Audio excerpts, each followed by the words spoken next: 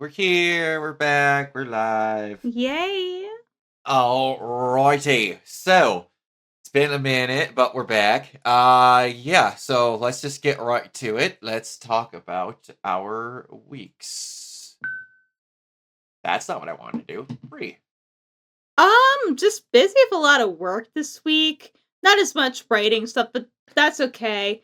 Oh, I'm not sure if I said this last week, but I finally beat Chronos in Hades too, so that was a kind of a big gamer thing for me. I'm gonna try to see if I could get Typhon this week now that my schedule's like a little bit later. A lot of it's just been kind of like just chilling and vibing, just getting the holiday prep stuff and doing podcasting stuff. So yeah, it's just kind of been a little all over the place. Oh, the number one thing that happened to me though is I started agility class with my dog, and her favorite part's the tunnel. Nice. I can imagine it's a lot of fun for her. Alrighty. Mike. Yeah, so my week's been kind of all over the place. Weather-wise, it's been just a disaster. Oh yeah, it's ass. Yeah.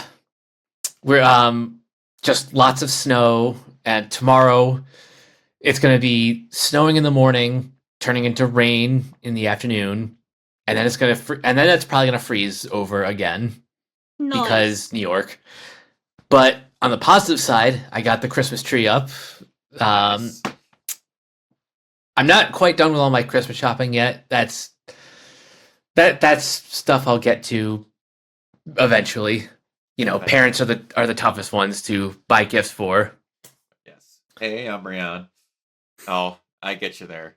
And as far as entertainment goes, I got to see one of my favorite movies of the year, Hamnet, on Saturday.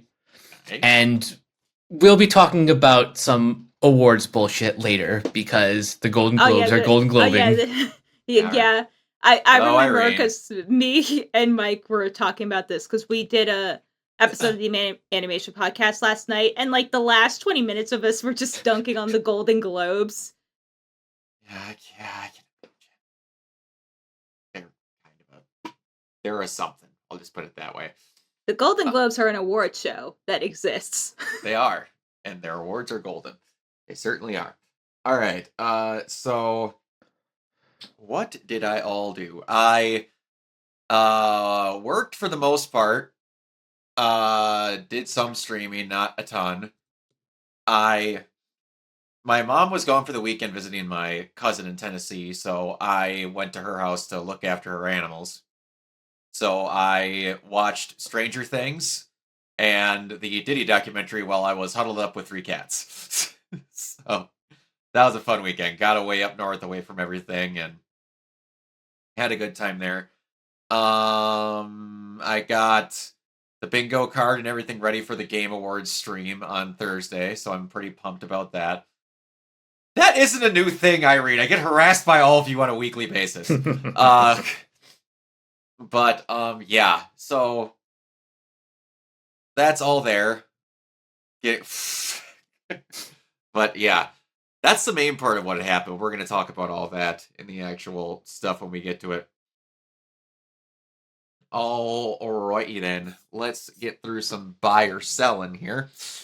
Mike, buy or sell that Sigourney Weaver is in talks to star in the live action Tomb Raider series alongside Sophie Turner. Buy. This one's Hell yeah. easy. Yeah, this is like such a if there was such an easy buy, it would be this. I almost died. It's fine. All right, yeah. No, it's very cool. I mean, I think it does add some legitimacy, to it. Mm-hmm. You know, just saying that this is going to be not only because Sigourney Weaver's a legend, obviously, but I think it's also kind of like a little signal that their version of Tomb Raider is going to be a bit different than previous incarnations. Mm-hmm. I'm wondering if they're going to give her a Sully-esque character that Nathan Drake normally has in Uncharted. If they do, that's going to be a little bit of shit given. So, but either way, it's Sigourney Weaver. I'm not going to be complaining about that. All right. Bree, buy or sell the premise for Supergirl. When an unexpected and ruthless enemy threatens Kara Zor-El is forced, against her will, to team up with an unlikely companion. Together, they embark on an epic cosmic journey where revenge and justice are at stake, where Kara must confront her origins to find her own path as a hero. I mean, I think it's a good synopsis. Tells me absolutely nothing, which I'm not mad about. Yes. But I think it kind of gives you the overall vibe of what the movie's going to be. That it's kind of like like the vibe I'm kind of getting from it is that it's like Guardians-esque without necessarily fully leaning that way. Mhm. By the way, people have seen the Supergirl trailer already, and I am extremely jealous of them. Mhm. Yeah, I want to see it very, very badly. I'm already in love with this version of Supergirl, so yeah, it's gonna be a good time. Alrighty, Mike, buy or sell that Daniel Kaluuya confirms he is developing a Spider-Punk animated film. Those Spider-Verse films, they speak to me. I think filmmakers and animators are some of the best storytellers in the game. Fuck yeah, I'd buy this. Yeah. He was the one that everyone came out of that film going, so more of him? Yes, please. Like, when? All right, Bree, did you watch the Boys teaser? I did not. All right, Mike, buy or sell the Boys teaser? I buy, but having not seen the teaser because I still need to watch season 2 of Gen V. Okay, I'm very happy. Me being the Supernatural fan that I am, I got to see Jared Padalecki and Jensen Ackles in the same frame together. I did see that image. Oh, it was wonderful. And there's kind of a someone put together a spoiler of what they think's gonna happen. And Misha Collins is in this season as well. And he talks about this scene where he is on a grand staircase with Jared and Jensen in the same shot, and then they show a grand staircase in that trailer, and then they show Jared Padalecki, whoever his character is, coated in blood in an exploded corpse on the floor at the base of that grand staircase. So someone's like, I think that might be Misha Collins. Damn. Which would be hilarious. Because the ongoing headcanon for everyone is that Jared is playing the boys' version of Thor. I can't remember what the character's name is. But either way, that's kind of cool. Alrighty. I gotta give me a second. I have a picture for this one. Ooh. Ooh. Ooh, yeah. I love how we said that at the same time, Mike. Ooh. Ooh, sure what does this button do? Okay, Diddy. Alrighty, so Bree, buy or sell the casting choices for the supposed casting choices for God of War, where Max Parker's in talk to play Boulder, and Olafur Olafsson is considered for the role of Thor. That is like almost creepily uncanny. Oh my god. So, Yeah, yes, seriously. I buy like 10,000%. Yeah, it's kind of nuts how close they look. Like, if you strap a beard on that dude, he looks identical to Boulder if you, like, push the hair back. If all their casting looks like that, oh, it's going to be good. Now, just cast Christopher Judge as Kratos. He's the voice actor who does him in the games, and he's also built like a brick shithouse. So just put the white paint on him and call it a day. I mean, I don't see all I'm why asking. not.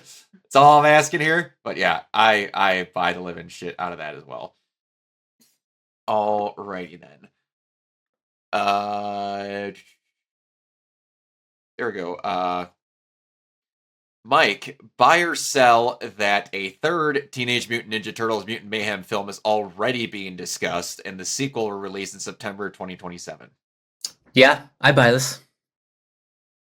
Yeah, I think that'll be pretty sweet. Yeah, that was one of the films that, like, after that and Blue Beetle, where I was like, put more rap music in my superhero movies, I mean, please. it will always plus it, like, guaranteed. When I got to hear Cypress Hill and Blue Beetle, like, where has this been my entire life of watching superhero movies? It's just too perfect. It's too perfect. Bree, buy or sell that a new Men in Black film is in the works. Will Smith is being eyed to return with his character written into the script in the hope that he signs on. You know, honestly, I'm kind of torn. Because I would like the idea of, like, having, like, the OG Men in Black back, but considering the last couple of outings of Men in Black, especially with, the very, like, underwhelming, Chris Hemsworth and Tessa Thompson Men in Black, which should have been elite, and I'm Should've. mad that it wasn't. Should have, yeah. I'm just kind of apprehensive that maybe this IP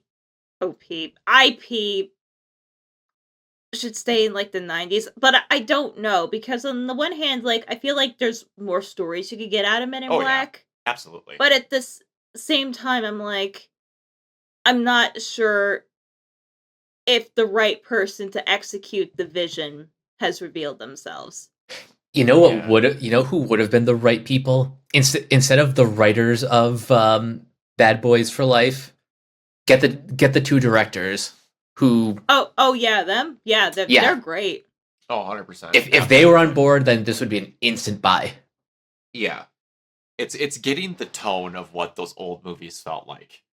Because you could do those movies and have it not be in that time period. You just need to have the tone of how those movies were brought out. Exactly. Like, one of my favorite scenes in a movie is just Tommy Lee Jones sitting with Will Smith, J&K sitting on that bench, and he's explaining about how mankind is scared and all this other stuff. And he's like, is it worth it? Yeah, if we're brave enough. Or I can't remember the exact quote, but, like, that's one of the best scenes in the entire movie. It's just them talking. Like, they just, and then, like, the scene where Will Smith blows away that little girl with the chemistry books when they're doing the freaking, shooting range thing, and he explains how, like, why does she need advanced chemistry books? She's just walking down the middle of the street. Are you telling me that girl's innocent? And he's like, that guy's just got tissues. He's having a bad day. He's got Kleenex. Like, there's... Or when they're filling out the paperwork and he just pulls the fucking table all the way back to his desk. The tone is a thing you can pull off. You just need to have the right director. Mm-hmm. The tone was a giant part of what made those movies great. Especially that first one. All right. I remember who I started off on.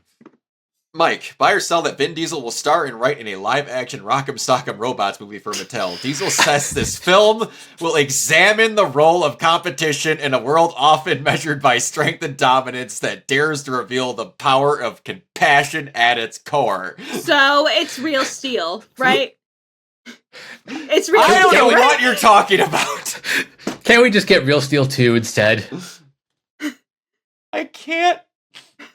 What is this movie going to be that is going to justify itself being called Rock'em Sock'em Robots? That it's not just going to be Real Steel. Is it going to be guys strapped to a table doing this? This just blows my mind. Like, what are we doing? What is this movie going to be? If it's not Real Steel, how are you going to differentiate it? How? Sock'em. It's about the Rock'em and the Sock'em. God. Robots are family. I don't got Rock'em. I got Sock'em. It's gonna have even more family in it. That would be even more of a ripoff because that was the main point of Real Steel. Oh, this is a nightmare waiting to happen. Future episode, like crap. Yeah, probably. Bree, buy or sell that Jonathan E. Steinberg and Dan Schatz, Percy Jackson confirmed they are developing a live-action Power Rangers series for Disney+. I actually might fuck with this buy. I might too. I mean, if anything, I feel like it would be closer to 2016, which for me, like, I know 2016 isn't, like, perfect, but I kind of felt like I hate the world for failing that movie. I'm going to be. Oh yeah, perfectly no, honest. 1,000%. Yep. I mean, most of them went to have great careers after the fact, but it's They like, did. damn, like you could have locked them in for like 5 movies. You leave me off with the Tommy Oliver tease and then never give another movie. Are you Criminal. kidding me? Just that's just rude to deny fans a continuation And like, after and that. Well, not only that, but I think a lot of like hardcore Power Ranger fans would argue that the Disney era was like the best time for the series. it was honestly the shows they were putting out: SPD, Dino Thunder, Ninja Storm, Mystic Force. That was the best shit they ever did consecutively. But yeah, and then it went to Nickelodeon. Then it got Ninja started. There was some not. Yeah, it wasn't good. All right, but yeah, I'm very much with that. Oh, and SPD too. Man, that run was incredible. The more I think about that, it was so good. All right, Mike, buy or sell that Spaceballs 2 has wrapped filming, starring Rick Moranis, Bill Pullman, Lewis Pullman, Daphne Zuniga, George Weiner, Mel Brooks, Josh Gad, Kiki Palmer, and Anthony Kerrigan, and that will be in theaters in 2027 when Mel Brooks is going to be 101. You know what? I actually do kind of buy this. I'm nervous because Hey, Kate and Brooke.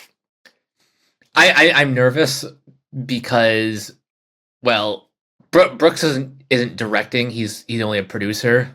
But I trust that this. Who's directing it? Give me a second. Oh, Josh Greenbaum. Josh Greenbaum? Okay. Got it. And you know what? His resume is pretty solid. I trust that he is enough of a fan to do the first movie justice.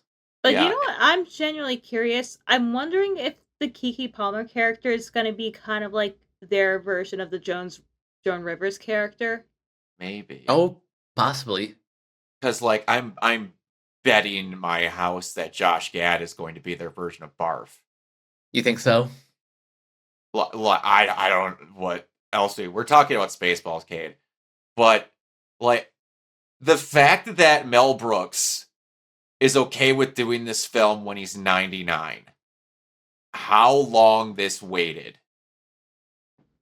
This could have been done well before when the Star Wars prequel trilogy came out, when the sequel trilogy came out. Someone came up with a good idea. A very, very good idea for Mel Brooks to want to do this. Because you're not telling me this was done without his okay. I mean, it had to have been something good.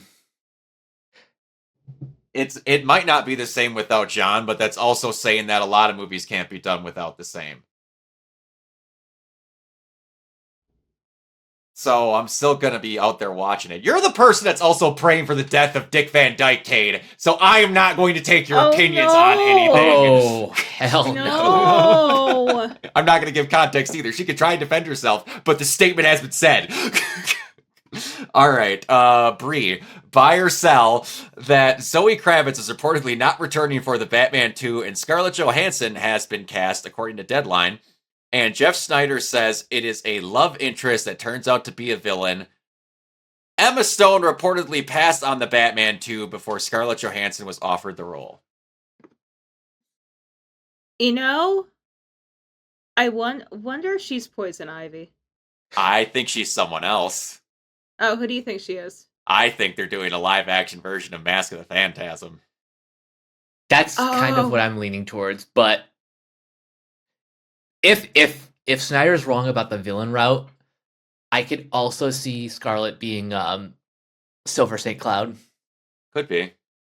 Yeah, I mean, I'm not surprised. I mean, I kind of would have liked Zoe to stay, but at the same time, Batman love interests tend to not cross over into multiple movies. I wonder if they're also doing something else with her because she does take off at the end of the first movie. Yeah, she goes to Bloodhaven. Yeah, so I wonder if there's other stuff going on, or they're just figuring out different things. And with her and Poison Ivy made me feel things. Good lord. But I yeah, mean, no, Uma if Thurman makes everyone feel things, if we're being it honest, does. Cade. Oh, absolutely. Yep. But if Scarlett Johansson does end up being Poison Ivy, I would not complain.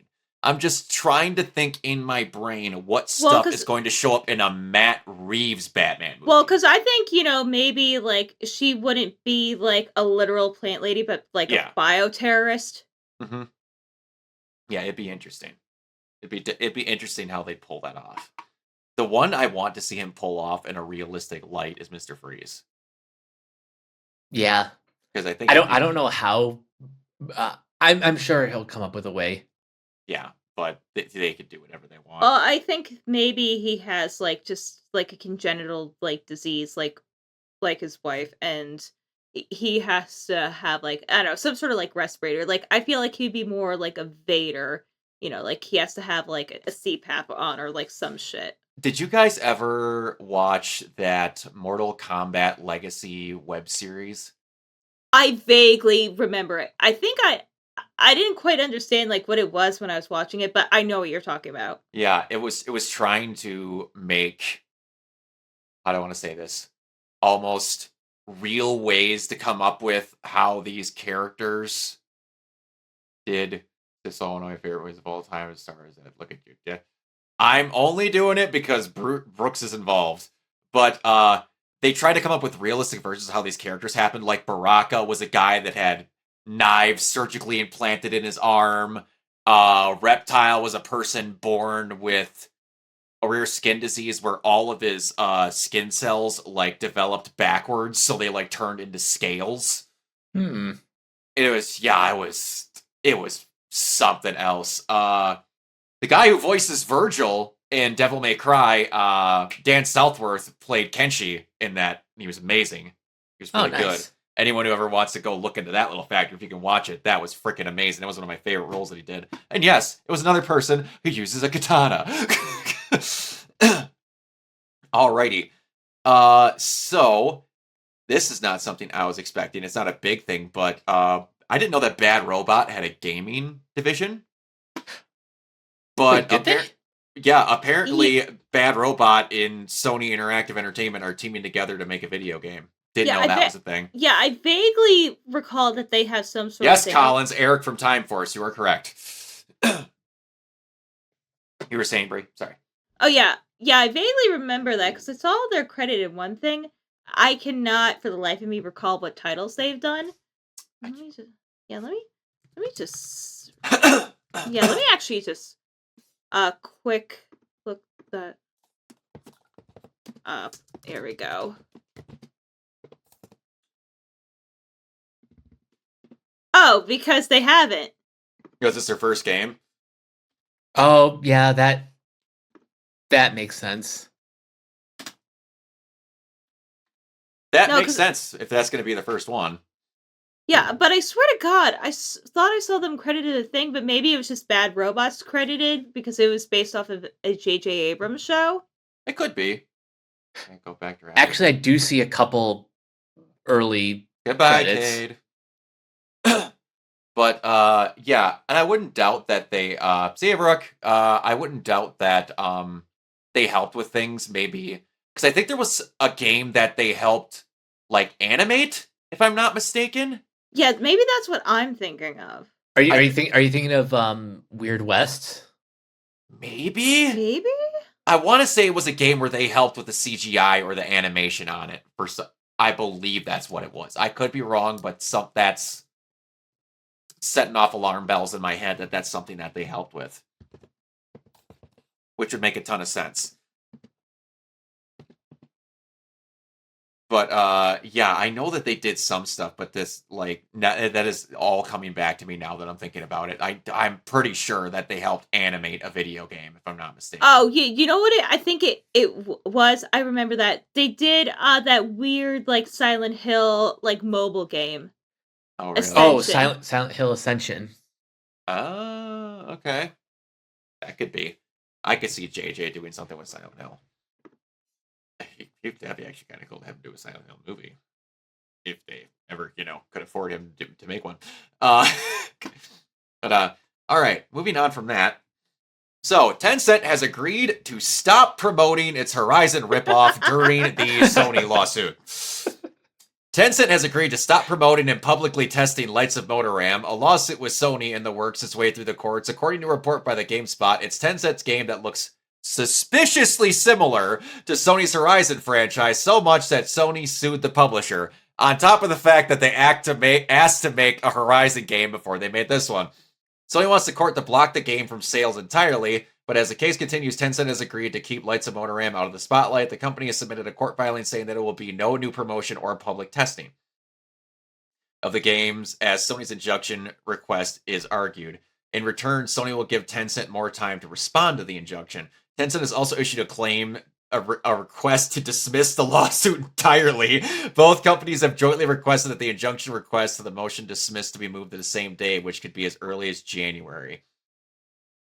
Oh my gosh. So, to me, this sounds like they're just spitting that they got a cease and desist. That's what it sounds like to me. For anyone who hasn't heard us talk about this before, if you want to see a picture, like, it's... and there's worse ones, too. For the uninitiated, Lights of Motoram is an open-world hunting game that has some obvious similarities to Horizon Zero Dawn and its sequel. The basic setup is similar, as the visual appearances of the characters and marketing materials is all caused Sony to refer to it as a slavish clone. To be fair, that there are differences. Horizon games are third-person action-adventure mold of Zelda, while Lights of Motoram is most primarily a cooperative survival game. Tencent is a giant multi-tentacle company that actually owns Riot Games, Supercell, and Funcom. It also invests stakes in Epic, Ubisoft, Activision, Blizzard, Larian Studios, among others. Yeah. So, I like how they went, we're going to stop talking about that so you don't get any more mad at us. We're sorry. Can you just not sue us and maybe we'll shut the game down? They probably are waiting. White off. Yeah. Alrighty. So, that's one I'll wait for another time. I saw a really sick game that I wanted to talk about. So, there's something that I thought was cool that popped up in a documentary about Resident Evil. Special Resident Evil documentary revealed the list of names Capcom were considering to call the series before it got labeled as Biohazard and Resident Evil. Oh, Biohazard's in here. It's still called Biohazard in Japan, but it's called Resident Evil here. Interesting. Yeah. So, Death Shadow, Be Afraid, Strained, Hazard, Death Guide, Biohazard, Death Hazard, Death Bleed, Bloody Fear, Call of Death, Bioslaughter, Scream, and Death Limit. They couldn't have gone with Bioslaughter? All of these, this sounds like a listing of your heavy metal band in high school. Or the hello everyone, we're Bioslaughter! or the gritty 90s comic by Image or something. Yeah, Image 1000%. Shinji Mikami and others wanted to call it Call of Death or Scream, but in the end, producer Takuro Fujiwara gave the okay to Biohazard. I mean, that kind of explains the Resident Evil, because it kind of feels like it's closer to, like, a proper English translation to what Mikami wanted. Yeah, but I'm just loving how these go from Be Afraid, Hazard, Death Guide, Bloody Fear, Call of Death, Bioslaughter! There was two people giving out names. One of them liked to listen to Sum 41, and one of them liked to listen to Trivium. I'm just saying there's in-betweens. One of them's blasting Rob Zombie, one of them's listening to Smash Mouth. I'm just saying there's different stuff going on. Oh, it's good shit. Alright, okay. So, I don't know if Leon is watching, but it's been an ongoing joke that when did DMC5 come out? Wasn't it DMC 5. 2019? I want to say it was 2019. It was right before COVID. Yeah, March 8th, 2019. So it's been six years, 7. For those that don't know, Devil May Cry is the successful redheaded stepchild of Capcom. Like, the first one did all right, and it was created because they made too weird of a version of Resident Evil. It also ended up producing Haunting Ground and some other things. Resident Evil 4 spawned like 4 games, if you really think about it, if you want to go into the weeds about it. So then, Devil May Cry 2 comes out, which was done by Hideaki Itsuno. Mikami, or, was it Mikami? Can't remember which one it was. I'm trying to remember. It was a different guy that came back and then started Platinum, but I'm blanking on his name. But then Itsuno did 2, and it was widely panned. Because everyone in the first game was like, the guns don't do nothing. Then in 2, you could literally just hold the button for the gun, and it would juggle enemies in the air automatically, and make it no effort. Then he's like, I'm not going out like this, I'm making a better game. Then he made 3. And then, I can't remember his name. The guy who made Mega Man. Blanking on his damn name. But he was running things at Capcom at the time. And his big thought was, you know what? You want to know why our hardcore action game, character action game that only select few people play because they're the hardcore action nerds isn't making enough money? Because it's not American enough. That's the problem.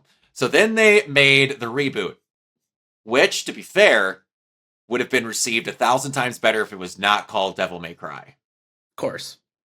Because at its heart, it is a very serviceable action game that plays surprisingly well. Had some stupid game mechanics that they fixed with the definitive edition of it, but then it didn't sell well, and everybody thought that the series was fucking dead. Because 4, they said point blank that they wanted it to sell Call of Duty numbers. That wasn't going to happen.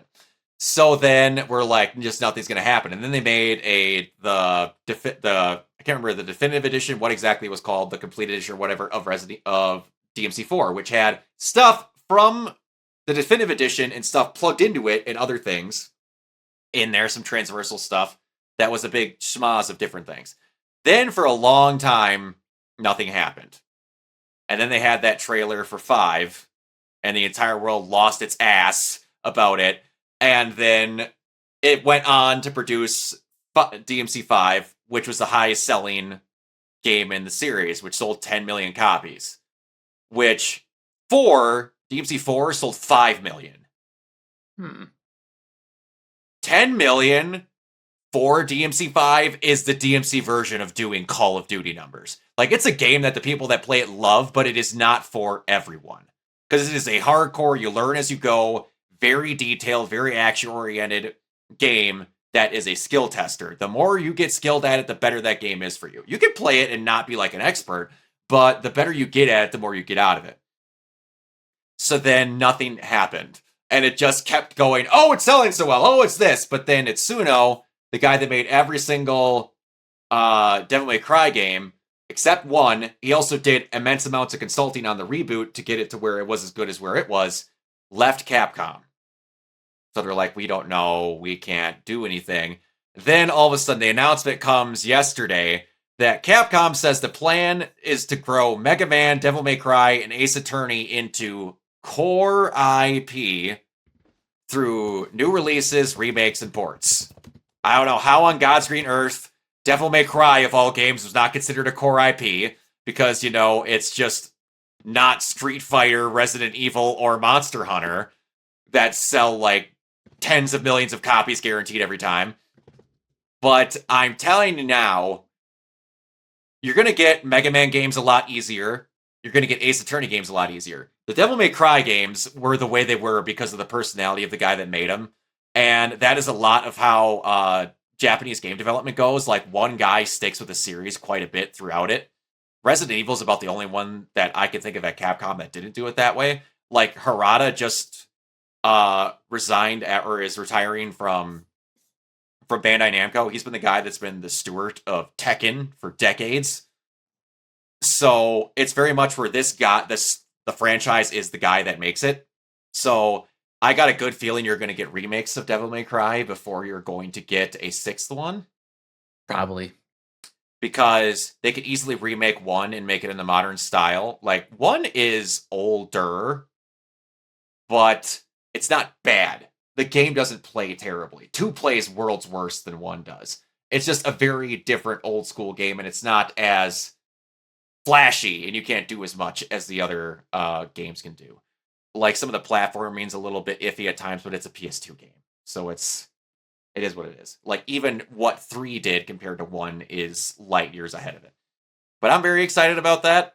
I'm telling you right now, you will hear my screams from space if they announce a remake of 1. So, yeah, because there's some stuff that could just be fixed continuity-wise, and there also with some little verbiage things. And if they ever remake and fix 2, you're never gonna hear the cries of joy from that fan base will outrun anything. It'll drown out anything in this planet if they say that they're redoing 2 into a better game. And like 3, 4, and 5, you really don't need to do much. 4 is about the only one where they had an entire game plan, but then they cut the fucking budget clean in half, and you had to play the levels once as Nero and then play them again as Dante instead of getting their own levels. So that's one that could actually use a touch-up. Like 3, you could just make look better. You really don't need to do anything else, in my opinion. Anyway. Alright, we aim to expand our user base and improve our performance throughout new releases, remakes, and these titles by enhancing our brand power and cultivating loyal fan bases, grow these into core IPs. They also just made a brand new headquarters literally across the street from their own headquarters, so they're going to be making a shitload more games than what they normally pump out, which is a lot. Alright, I'll save that one for later, too, when we get Kiona back in here. Alright, Mike, I'm going to go get water. Talk about the Golden Globes. Okay, so yesterday morning, the 83rd Golden Globe Awards were announced, and Bree, do you want to get the bullshit categories out of the way first before I get to the serious stuff? Sure. Let me just pull up the Golden Globe noms, and I will do a screen share. Ha ha ha ha. All right. Oh, cool. And I have the official Golden Globes website, so we will have pictures, and it will look pretty and amazing. Oh, okay. All right, so let's just go. No, that's too good. All right, which bullshit category you want me to start with? The box office. Oh, There's yes. a box office award? Yes, there is. Let me explain. Oh, here we go. Okay. It's called Cinematic and Box Office Achievement. Oh, now, fuck off! Okay. Hold on, it gets dumber. Okay, so for the nominees, we have Avatar, Fire and Ash, a movie that is not even out yet, but everyone else is going to make a shit ton of money. F1. I already hate it. K-pop Demon Hunters. A movie that... Yeah, that technically went in the theater's choice for limited release. And then we have Mission Impossible, The Final Reckoning, a movie that underperformed. Yep. Then we have Sinners, a movie that actually kind of did okay. And then we have Weapons, Wicked for Good, and Zootopia 2, because Zootopia 2 just made a fuck ton of money. Do you know that there's a movie on here that made a shit ton of money that isn't on this list and should be there instead of K-pop Demon Hunters? I know where you're going with this. Infinity Castle. Oh yeah. I'll get better. Oh yeah. Oh, don't worry, Brock. It's gonna be there. Don't worry. What were you gonna say, Mike? I was gonna say Neja 2, which yeah, that too, yeah. Which is still the highest grossing movie of the year.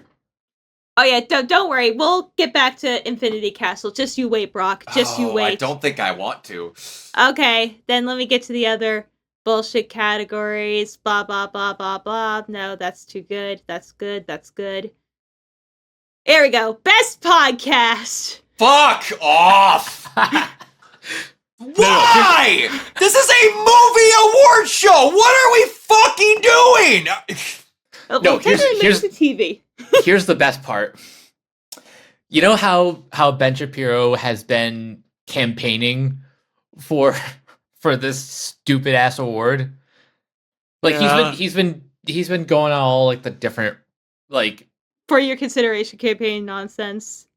only to be completely shut out. This is so dumb. Why?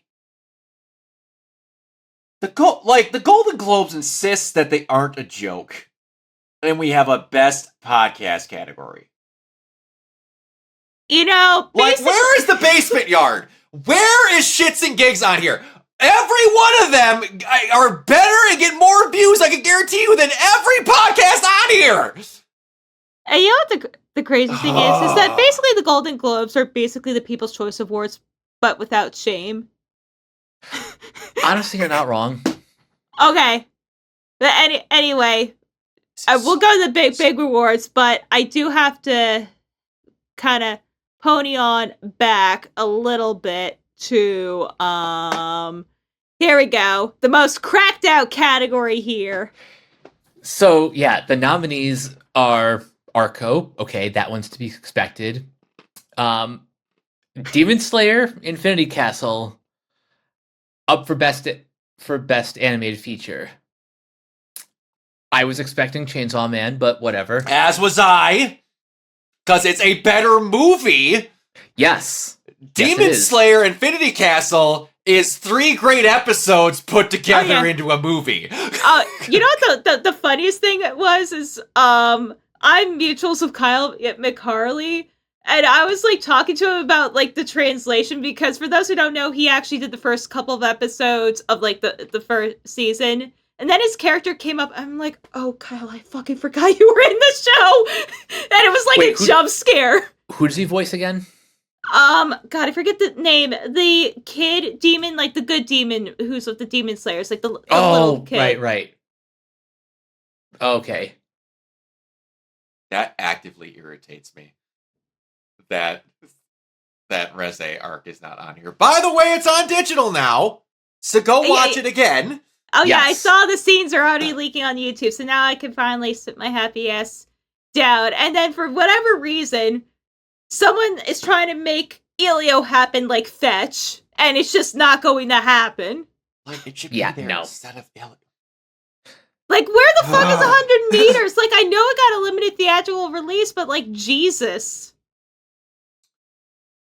I don't know. Yeah. Elio was good, but it wasn't better than Chainsaw Man. Who are we talking about here?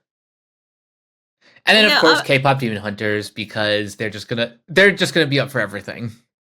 Which it compares. It's like that was an actual movie.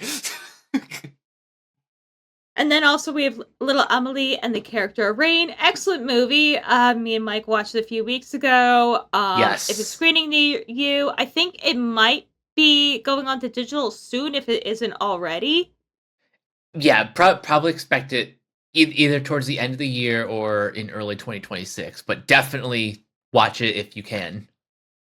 And then Zootopia 2.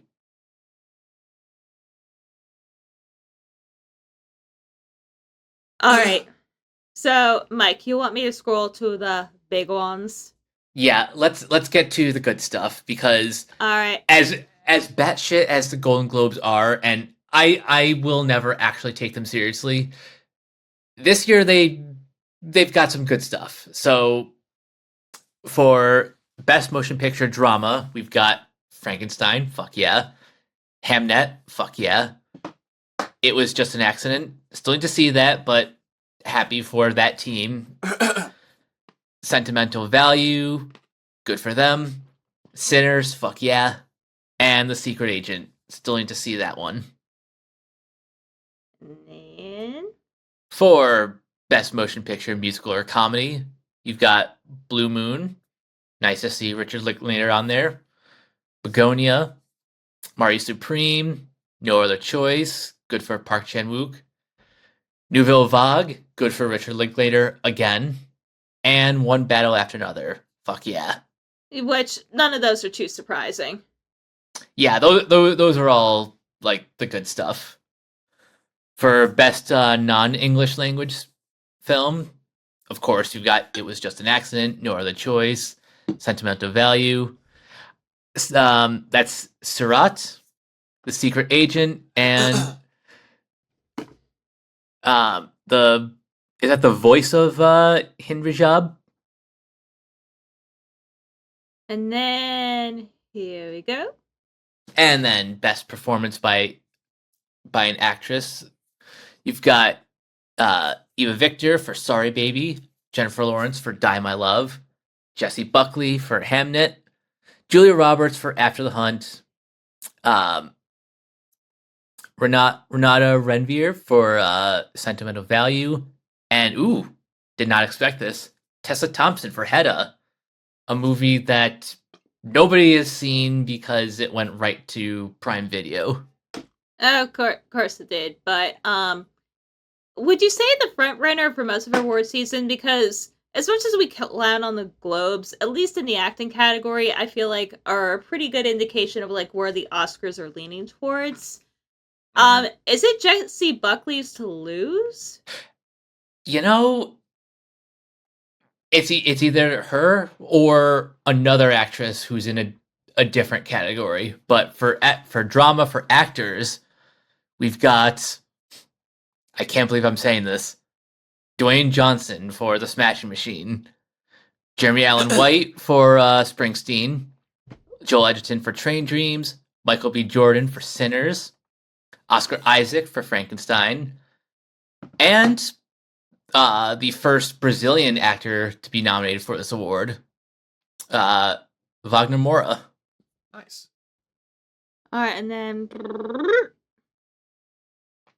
so one of the other frontrunners is in this category. Best Actress in a Comedy, Amanda Seyfried for The Testament of Anne Lee, Chase Infinity for One Battle After Another, Cynthia Erivo for Wicked for Good, Emma Stone for Begonia. That's Kate Hudson for Song Sung Blue, which is not a Neil Diamond biopic. It is a Neil Diamond tribute band biopic. Yeah, Fucking weird. It is, and every time like I see the trailer, because I've been seeing this trailer the last couple months, I'm like, please just go away. I mean, who knows? The movie might be good. I mean, I don't know, but the trailer is just. If I had to hear "Sweet Caroline" one more time, it's gonna be. And the other potential frontrunner is Rose Byrne for If I Had Legs, I'd Kick You. So, Best Actor in a Comedy, we've got Ethan Hawke for Blue Moon, George Clooney for Jay Kelly, Jesse Plemons for Begonia, Lee Byung-hun for No Other Choice, Leonardo DiCaprio for One Battle of Another, and Timothy Chalamet for Marty Supreme. Yeah, so it's the, you know what the funny thing about Leonardo DiCaprio and Timothy Chalamet together is because in a lot of ways, Timothy Chalamet is the new Leonardo DiCaprio, and that he's gonna get nominated every year and will win fucking nothing until like everyone just gives up. Yeah, until they're gonna wait till he turns 40. Oh yeah, for sure. All right, actress in a supporting role, Amy Madigan for Weapons, fuck yeah. Ariana Grande for Wicked for Good, of course. Elle Fanning for Sentimental Value, Emily Blunt for The Smash Machine, good to see her there. I am gonna butcher that name. I think it's Igna Ibsadaughter Linnaeus. Close enough. All right, I'm sorry. And Tiana Taylor for One Battle After Another. All right. Best Supporting Actor, Adam Sandler for Jay Kelly, Benicio del Toro for One Battle After Another, Jacob Elordi for Frankenstein, Paul Mescal for Hamnet, Sean Penn for One Battle After Another, and Stellan Skarsgård for Sentimental Value. So, and Mike, in your opinion, because I kind of feel like this picture is going to be fairly close to where we end up for the Oscars. Yeah. The question though is who, since they only have 5, Who do you drop? That's a tough one. I personally would say goodbye to Sean Penn because even though he was really good, we don't need to give another Oscar to Sean Penn. Yeah, please, God, no. All right. What's the last one we got? I think it was for Milk. Probably. Gotcha. All right, best director: Chloe Zhao for Hamnet, Guillermo del Toro for Frankenstein, Jafar Panahi for It Was Just an Accident, Joachim Trier for Sentimental Value, Paul Thomas Anderson for One Battle Of Another, and Ryan Coogler for Sinners. Fuck yeah. Damn, this category's stacked. I really hope the Oscars are similar to this. And also, you know what? I love Chloe Zhao. Like, I love Madland. Like, I know that's not everyone's favorite cup of tea. And you know what? Eternals, I liked it for what it was. Like, I get what she was trying to do. But, yeah, it's just more Chloe Zhao, please. Yeah. And I can say with confidence that Hamnet is her best film to date. Damn. Nice. All right. And then we Best have screenplay. My category. So we've got Chloe Zhao and Maggie O'Farrell for Hamnet, Jafar Panahi for It Was Just an Accident, Joachim Trier and I think that's Esquivat for Sentimental Value, Paul Thomas Anderson for One Battle of Another, Ronald Bronstein and Josh Safdie for Mari Supreme, and Ryan Coogler for Sinners. Yeah, fuck yeah. Yeah. Best Original Score: Alexander Desplat for Frankenstein. Fuck yeah. Hans Zimmer for F1, of course. Johnny Greenwood for One Battle After Another. Let me not butcher this name. Kendig Ray for Sirat. Max Richter for Hamnet. And Ludwig Göransson for Sinners.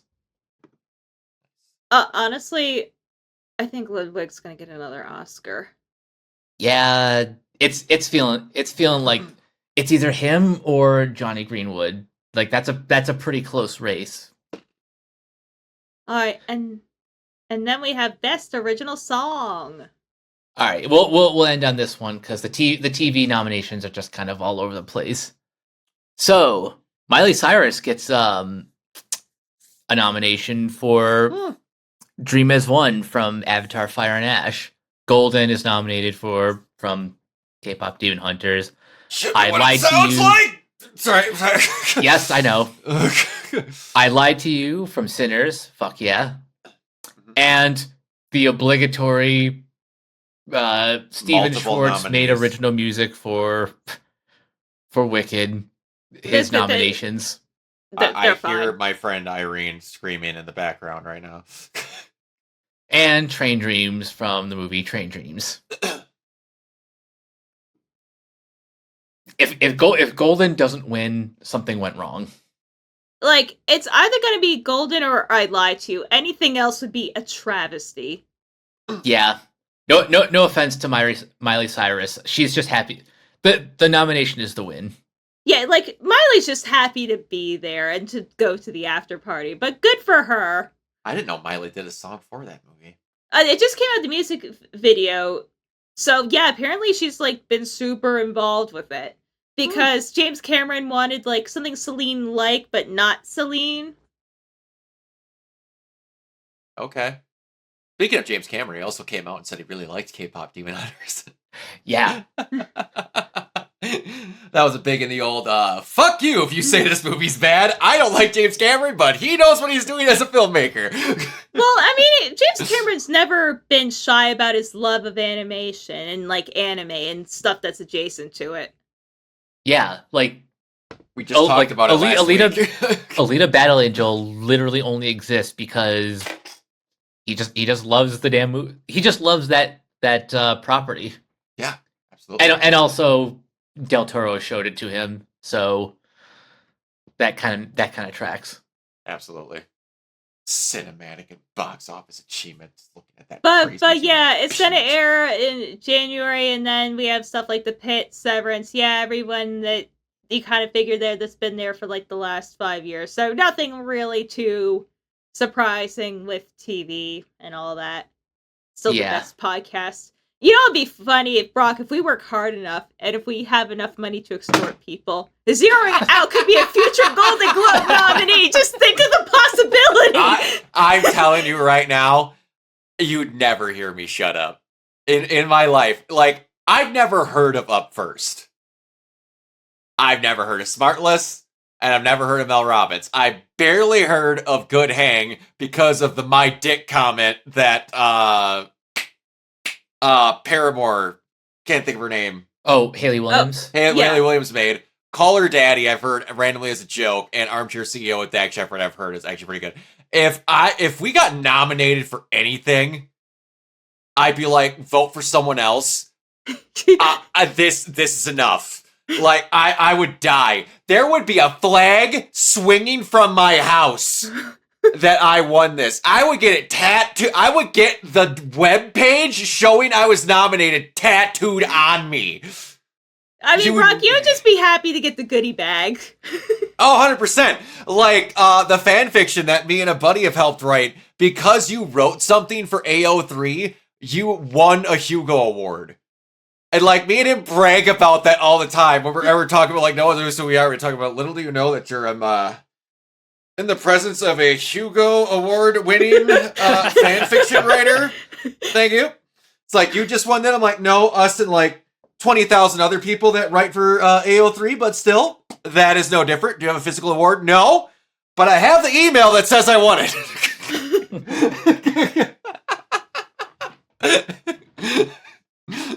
Like, excuse me, ladies, I don't know if you know. I've got a Hugo Award email in my inbox.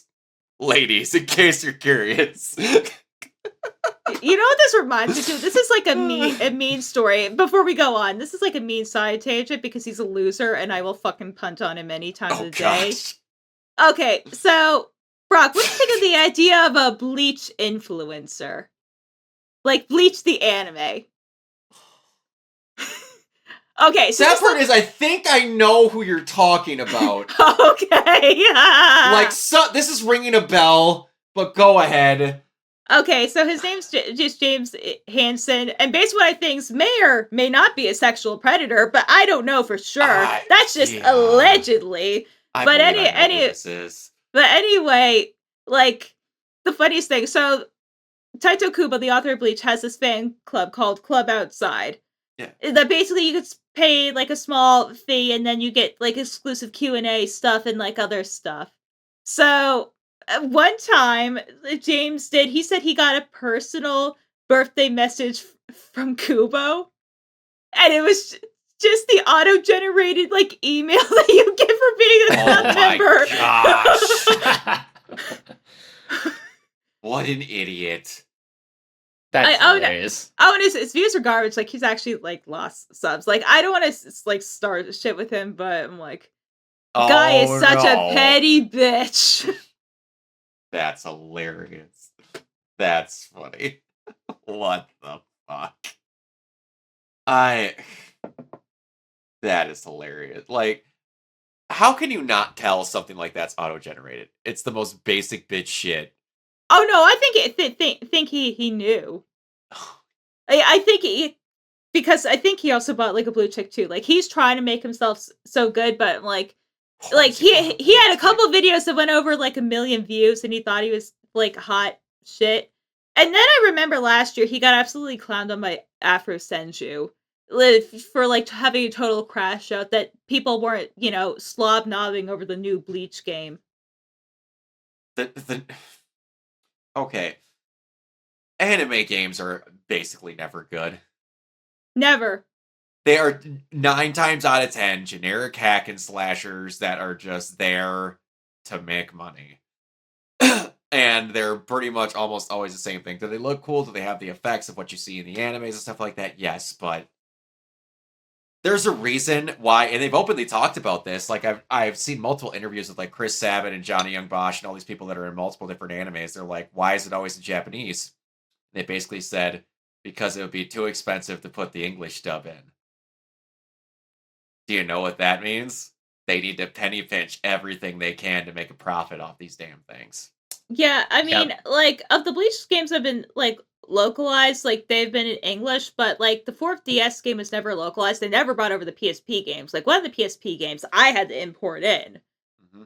Because, fun fact, the PSP was actually region free, so technically you could play any shit on that. SOA games sucked, I can't lie. I'm shocked you haven't been talking about there. Was there any... Irene, was there any Fairy Tail games? Was there? I'm sure there are ones for the DS. I don't think they ever got localized, but I know the Bleach Sega game's done, and then the one Bleach PS3 game got, but they had to change some of the music, like, because the original opening of the game was the 13th opening of the anime, which was Rambo No Melody by Sid, but I guess they didn't have the music rights to it, so they switched it out with generic music, and people got all pissy about it. I'm like, yo, this game, like, almost got the same day and date dub. Like, shut the fuck up. Yeah, people are never fucking happy. All right. Let's talk about one of the main things we were going to talk about on this podcast, because, oh boy, do we have some petty shit going on.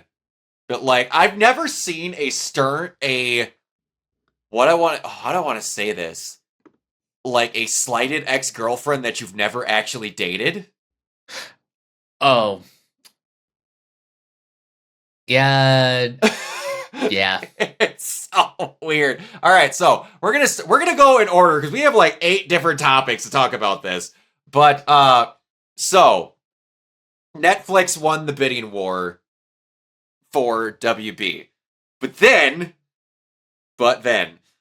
Paramount launched a $108.4 billion hostile takeover offer to buy WB. $108.4 billion, which also was around the same time sent as the most pathetic message I think I've ever seen in a business context. I sent this in our chat. I'm going to try to say this with all seriousness. Paramount CEO David Ellison sent a text to David Zaslav after they made a hostile takeover bid to buy Warner Brothers. David, I appreciate your underwater today, so I wanted to send you a quick text. No, despite the noise of the last 24 hours, I have nothing but respect and admiration for you and the company. It would be an honor of a lifetime to be your partner and to be the owner of these iconic assets. If we had the privilege to work together, you will see that my father and I are the people you had dinner with. Are you fucking kidding me? What is this message? What the fuck is this? Which apparently Zaslav has been ghosting him ever since like negotiation talks started and just been ignoring offers, apparently.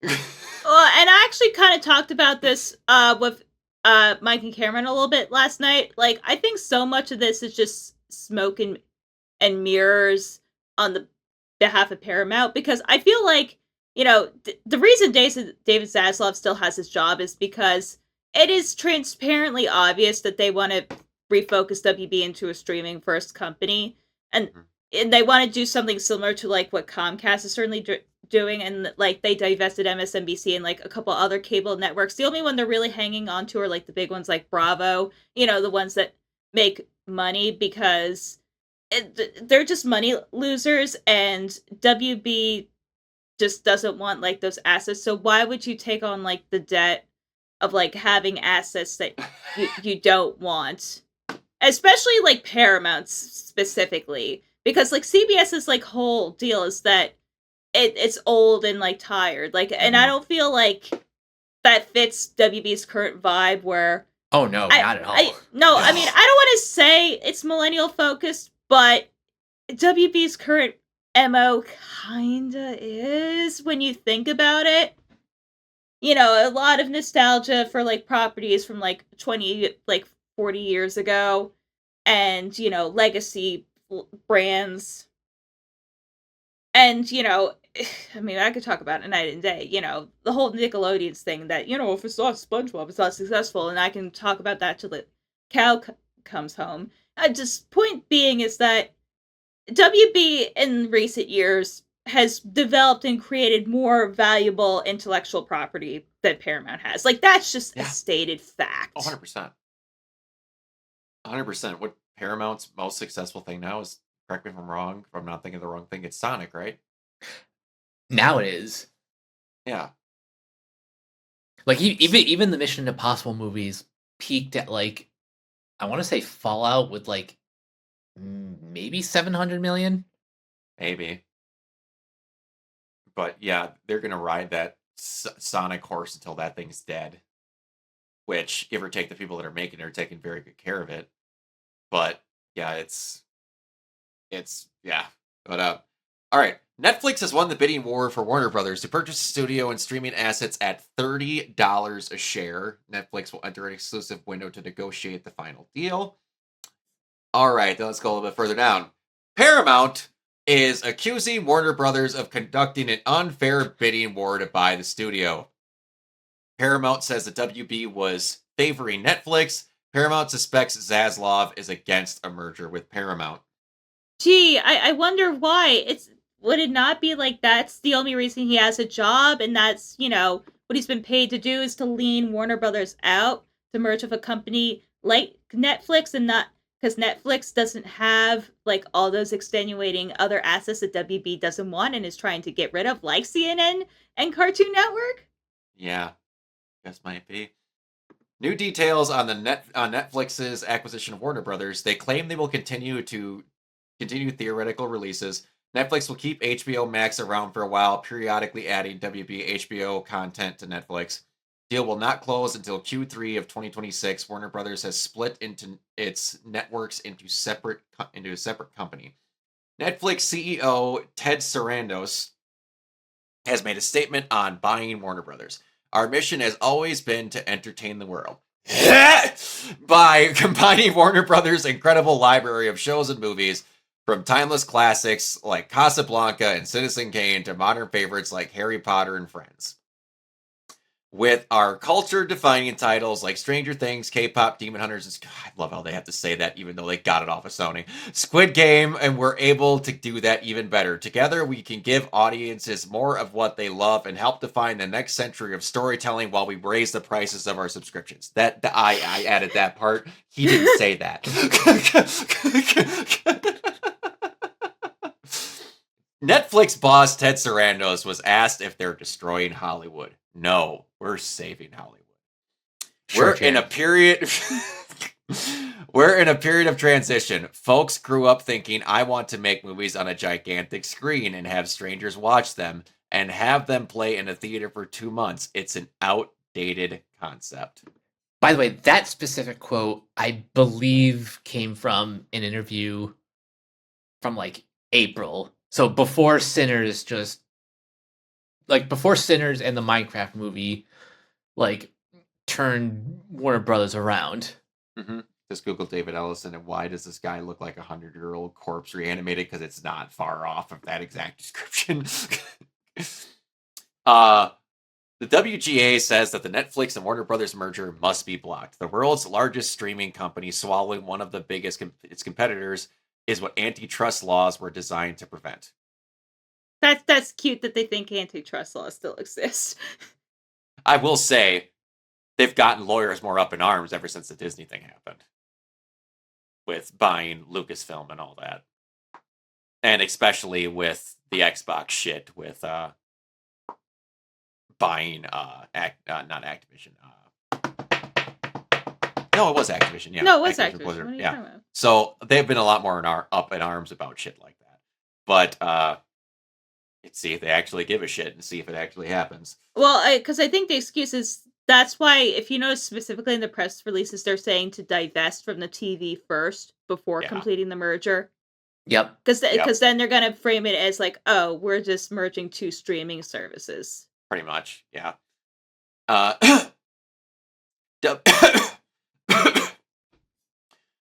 WB Games is included in the Netflix acquisition, according to Warner Bros. Discovery spokesperson. The studios like NetherRealm, TT Games, Rocksteady, and a Batman Arkham franchise under Netflix, but DC licensing stays with DC. Any future Batman games would still require separate DC approval.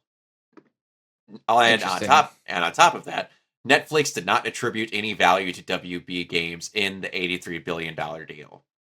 While there definitely have been doing some great work in the game space, we actually didn't attribute any value to that from the get-go because they're relatively minor compared to the grand scheme of things. Is it weird I'm not shocked by that? Yeah, not at all. Not at all. So we have one last thing here before we have generalized comments about everything. Major IPs and movies and companies that Netflix will acquire if they successfully buy Warner Brothers.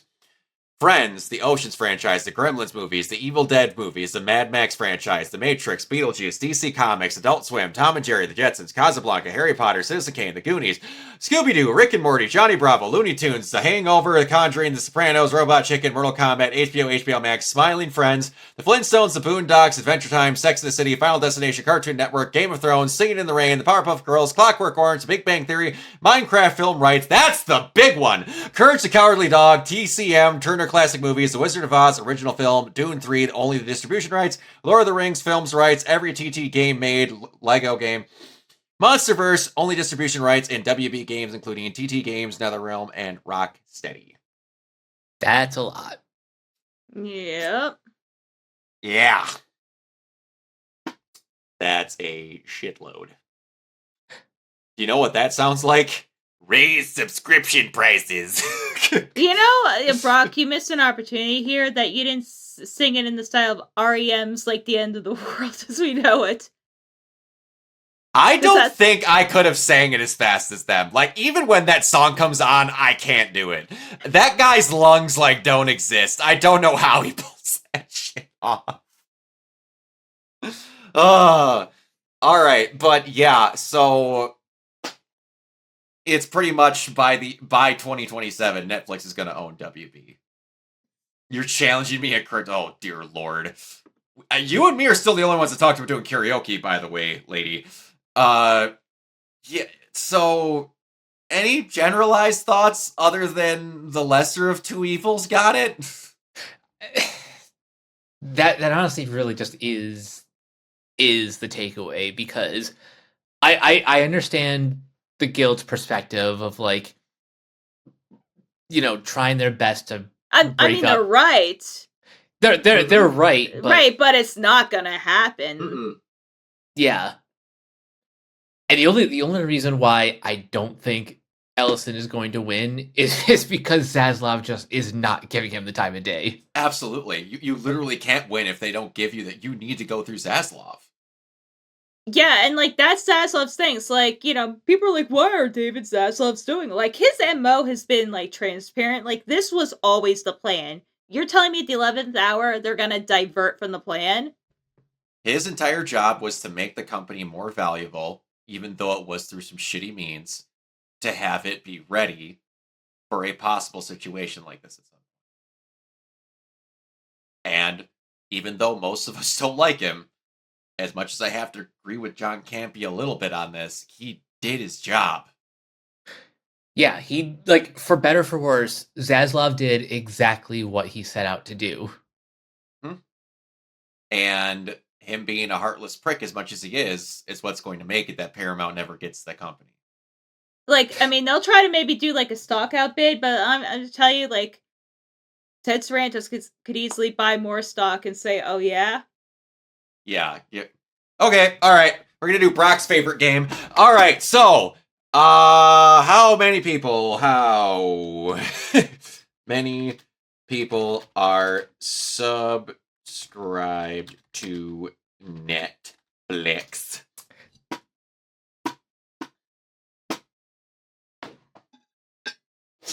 Damn it.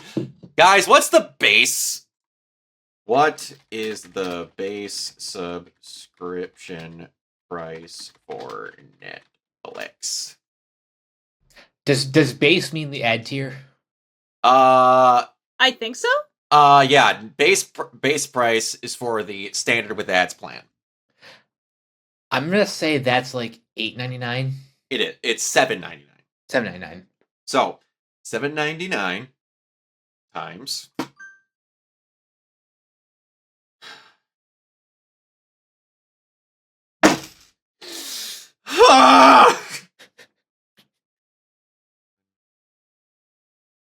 I have to make sure I get the zeros in the correct places.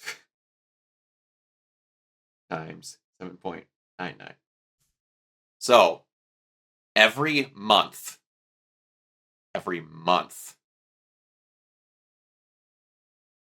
Oh dear Jesus. And that's if you're just doing the lowest subscription. I think Ted could just buy the shares if need. I'm just gonna throw that out there. But it's like the same time, this is just like a shitty reboot of like when Comcast tried to do a hostile takeover at Disney like back in 2004. This is just like the shittier version of it. Yeah, and also like it was revealed in a thing that I can't remember what the third one was, but Netflix considered buying Disney, EA, and another company also at some point.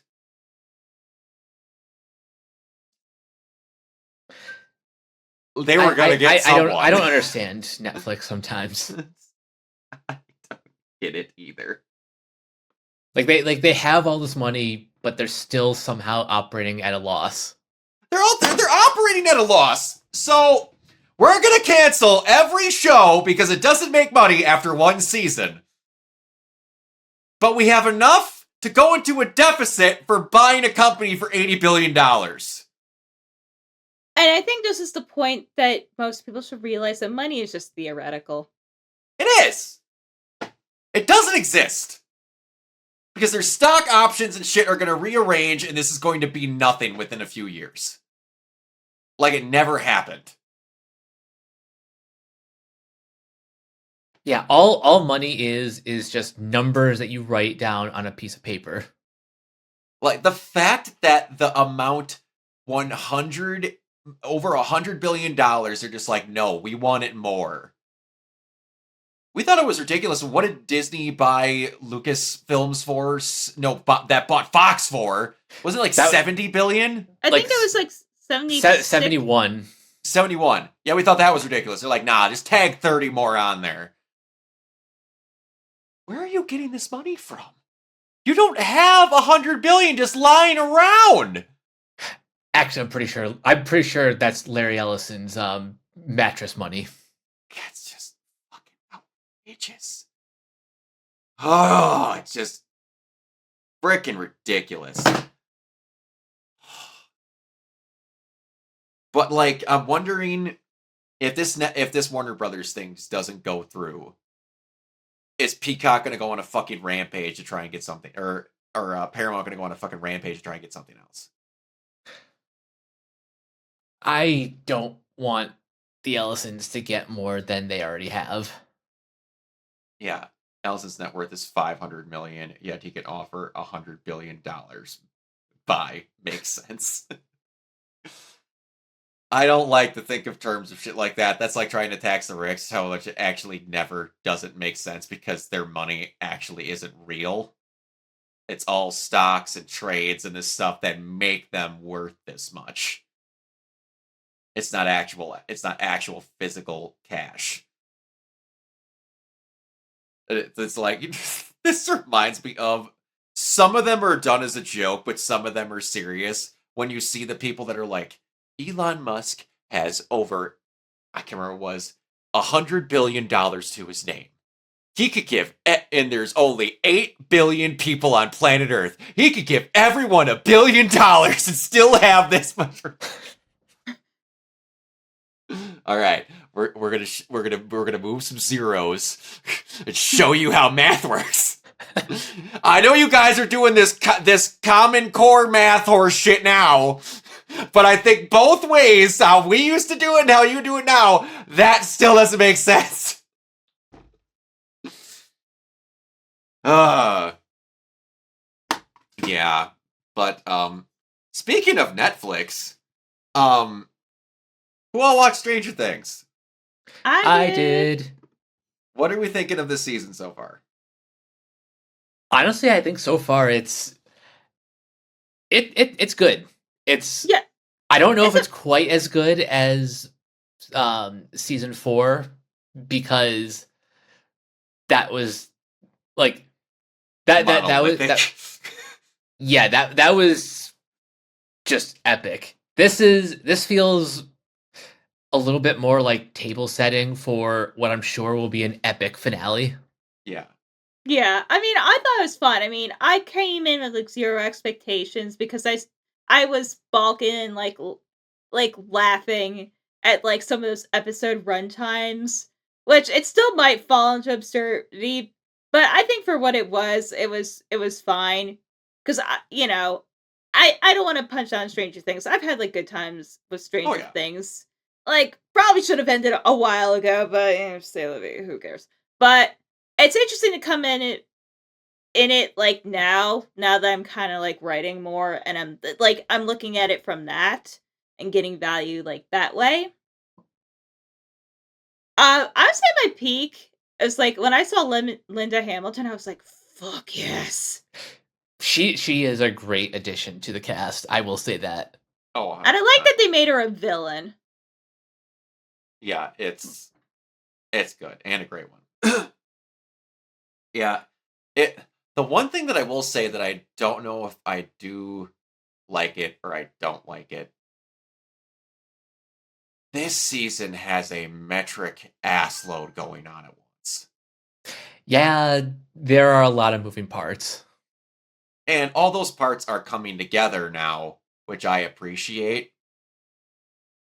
But there is points where I'm kind of like, do we need to have all of this going on at one time? I feel like some of these episodes are as long as they are because they refuse to eliminate plot point. When they opened that fucking vault and I saw them reconnect the plot line that made everyone audibly groan to the max during season 2, and they figured that sister back in? I was like, wow, you are using everything for this season. Well, I appreciated like stuff that more because I'm probably one of the few people that will defend Stranger Things too. Like I actually kind of liked that episode because I didn't hate it. I'm just saying basically everyone did. I am not everyone. That episode was actually kind of solid.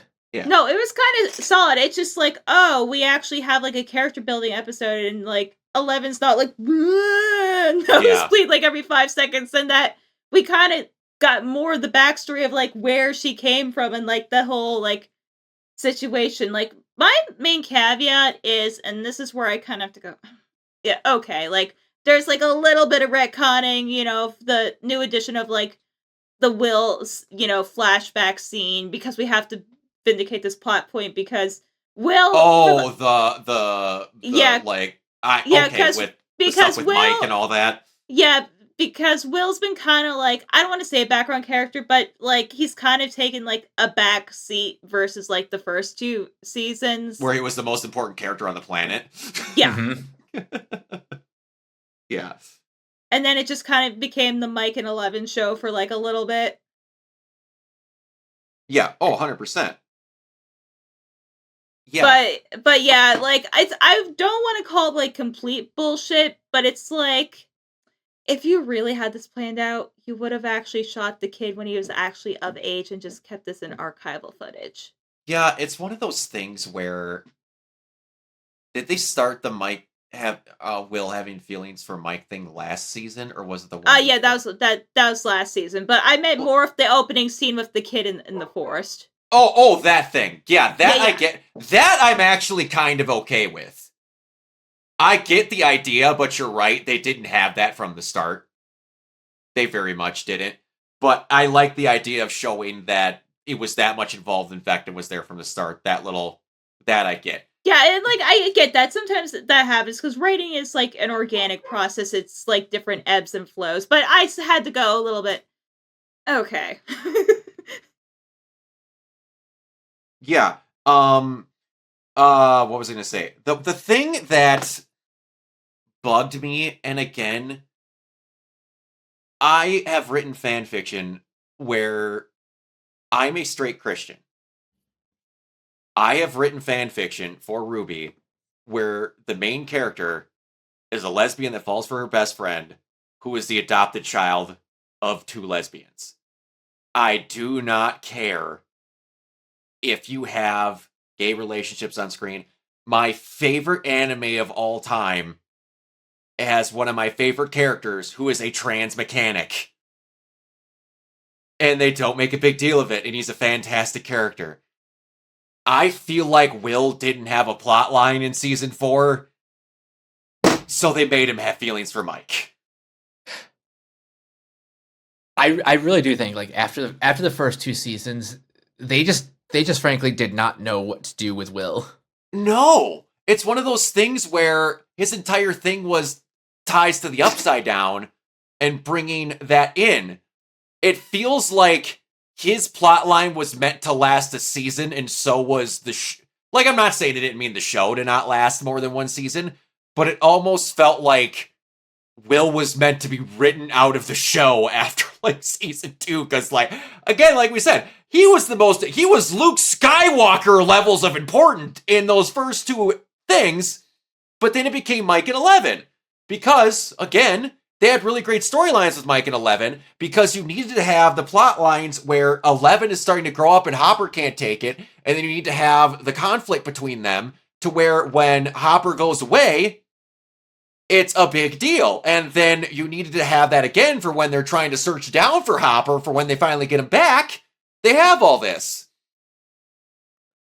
Just when you had those group of kids and you keep adding to them, it wasn't a lot to do with like Sadie Sink's character Max. She became she basically took over Will's amount of importance. Yeah, she kind of did. Because she had all the stuff with Billy and the stuff with the Mind Flayer and Vecna and all that. And then she was as important as Will was in season 1 in season 4. She's one of, if not the most important character in that season. No, but I kind of agree with you, Brock, that it felt like tacked on. And I only feel like it was because I'm pretty sure Noah Schnapp is gay in real life. Oh, really? Yeah, I think so. Okay, nice. But still, no, I agree with you that it felt like tacked on. It's not like with Robin, where, they gradually built to with her. Yeah. Yeah. And they've actually leaned on the queer themes. Now she has a girlfriend. Yeah, absolutely. And like the fact that you had and the fact that they even brought it in with Steve, where like she was good friends with Steve, but then like the girl she liked ended up liking Steve. Like they didn't ramrod it into you.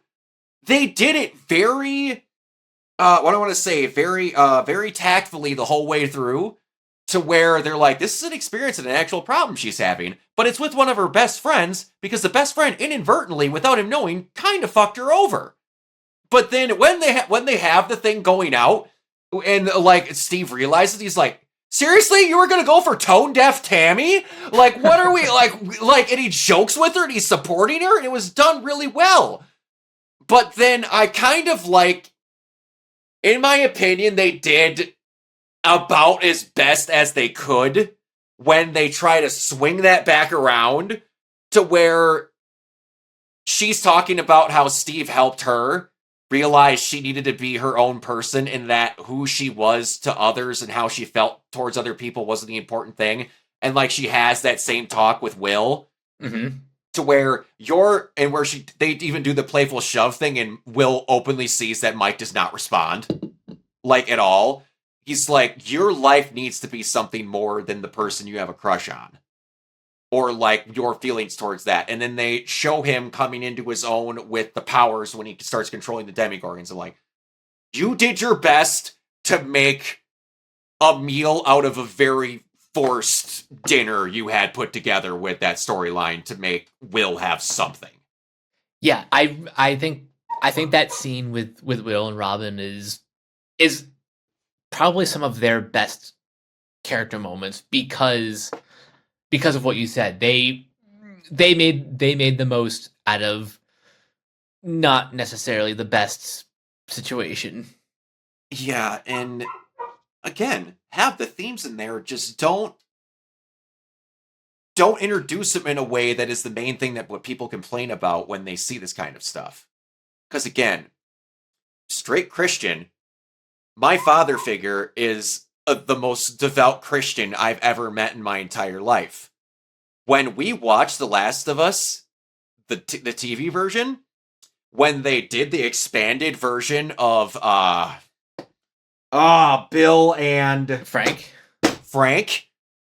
do you know what he said at the end of that episode? He just said like that was a beautiful story. That was done beautifully, and he's like, they're right. You never know what can hurt you until you have it, because that was the main thing. We're like, you don't get attached. He's like, that was done really well. Never made a comment about it because it didn't feel like it was out of nowhere and forced. People at their core don't care about this stuff if it's done tactfully. They truthfully don't. There are dickheads that aren't going to care, or that are going to be dickheads regardless. There just is. But as long as you don't try to make it what that entire person's personality is, people aren't going to be upset about it. They truthfully aren't. Because like what you said, Brie, with Robin, that was just a part of who she was and a realization and a really good storyline they wrote in with her. Never was a thing they felt like they were shoving down your throat because that's who Robin was. But I will tell you that some people missed the entire point of Robin's personality in season 3 and 4. Because I saw some stupid shit on Twitter to where people were like, I miss pre-lobotomy Robin. I'm sorry, what does that even mean? Like, her character's never changed. What are you talking about? Do you know what changed? Her amount of screen time. I mean, yeah. And I don't think people... I think people that, like... I don't want to say hated Robin, but, like, just didn't want to see more of her and just weren't willing to admit it, or some kind of crap, because Robin never changed. Her personality and kooky self has always been like that. Yep. And If you watched any of job. season 3, if you didn't watch season 3 with all the Scoops Ahoy nonsense, and you don't think Robin's a little kooky, why else do you think she got along great with Steve and Dustin in the end? absolutely. And also, she's a lesbian in the mid-'80s. Like, that's kind of like part of the deal. That's the branding. Like, that's the magic genie lamp. Pretty much. But yeah, no, she's great. And when it comes time to hunker down and be serious, she's serious. It's not like she's goofy all the time. It's just not how that works. But, like, everybody's been good. Everybody's been great, in my opinion. Other than the fact that I feel like... I think the problems that I have, that I said earlier, are going to get fixed now that everyone's kind of, like, somewhat moving towards the same area. Like I said, this probably even more so than part 1 of last season is just a lot of table setting. It is a lot of table setting, especially with... Because this entire episode ends on 3 giant reveals of, like, what all the episodes were leading towards, with everything going on with Max in the mine prison thing, the reveal of 10, and Will getting his powers. So, I don't know how all that's going to connect, but, I mean, I'm here for it. But and it has to be said, thank God the show is ending after this season, because the 5 o'clock shadow is going to start getting noticed on these kids. Oh yeah, no, it just like you're 16, sure. That's what I was just about to ask. What are their actual ages supposed to be? Because they start out as like 5th graders, don't they? Or around that age? I thought they were like 10 in the first season. Well, let's see. I think it's, what is it in the storyline, like 1987 now? And they started in 82, so I think they're like 15, 16. At the very least. Okay, so Mike, Dustin, Lucas, and Will are all 12, 12 years old. Steve Harrington is 17.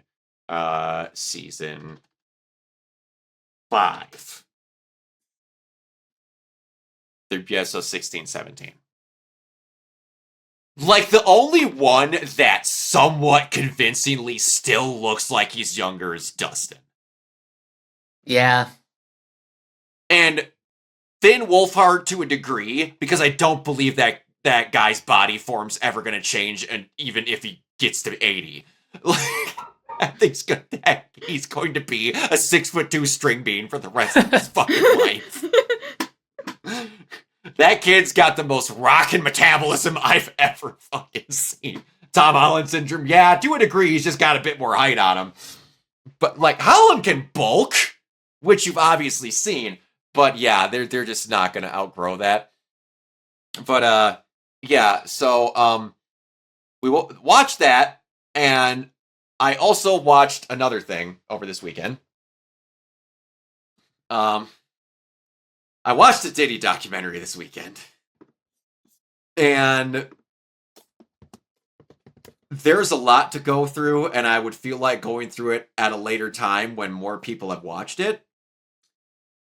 But there is stuff about Diddy that I did not know in his past. If any mods are in here, if they wouldn't mind grabbing that, I can get that at the end if no one else gets it. So I didn't know about Diddy's beginning with his parents and, like, some stuff his dad was involved in, or how he started at Uptown Records. It is some of the most interesting learning the worst from the guy who's in charge of you kind of lessons I've seen going through. And this entire thing has a through line of this footage that starts 6 days before Diddy gets arrested for that main chunk of charges.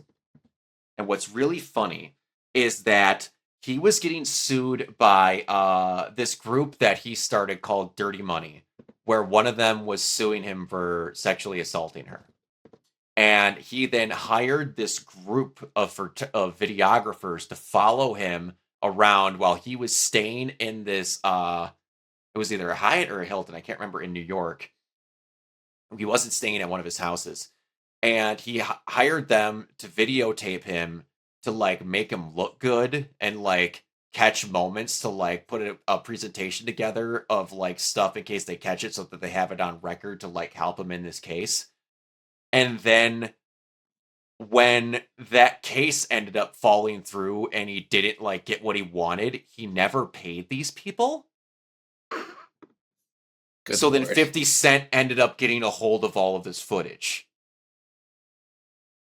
They never talk about how, because they ask him in an interview, he's like, how did you end up getting a hold of all of this? And he's like, I've always been told that the best journalists don't tell their secrets. I tell you, I don't think I've seen a man happier in the history of existence in, like, the last week and a half than Curtis 50 Cent Jackson.